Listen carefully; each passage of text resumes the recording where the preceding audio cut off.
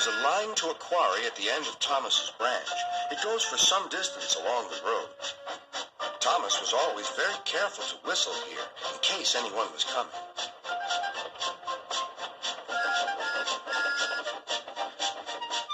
Early one morning, a large policeman was sitting close to the line.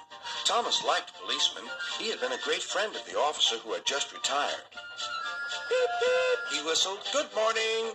Thomas expected that the new officer would be friendly too, but he was sorry to see that he didn't look friendly at all. He was red in the face and very cross.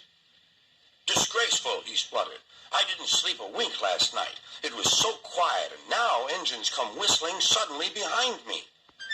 I'm sorry, sir, said Thomas. I only said good morning. The policeman pointed to Thomas. Where's your cowcatcher? He asked. But I don't catch cows, sir. Don't be funny, snapped the policeman. He looked at Thomas's wheels. No side plates either. And he wrote in his notebook.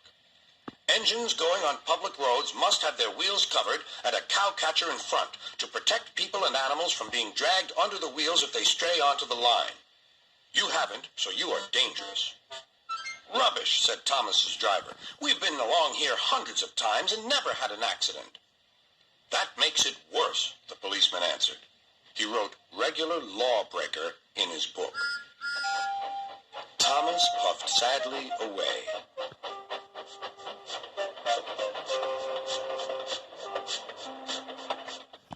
Sir Topham Hatt was having breakfast. He was eating toast and marmalade.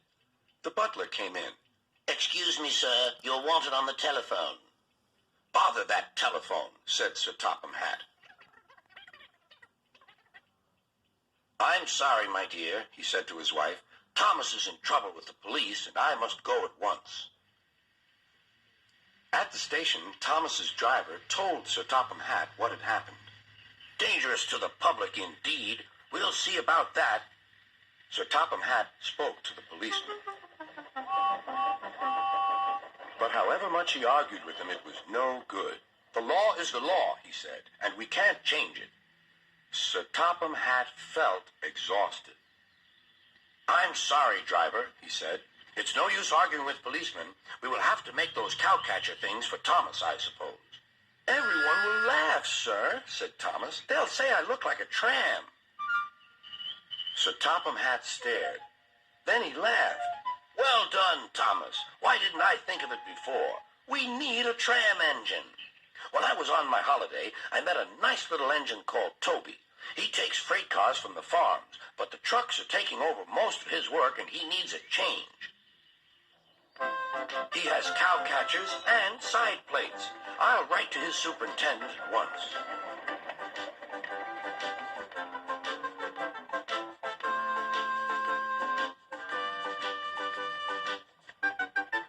A few days later, Toby arrived. That's a good engine, said Sir Topham Hatt.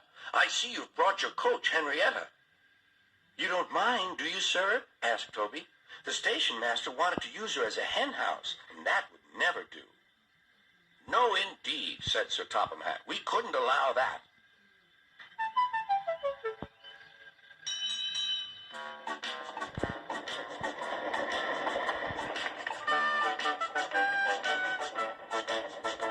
Toby made the silly cars behave even better than Thomas did.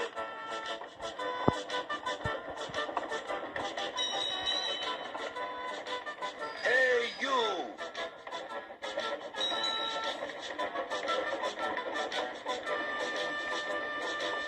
At first, Thomas was jealous, but he was so pleased when Toby rang his bell and frightened the policeman.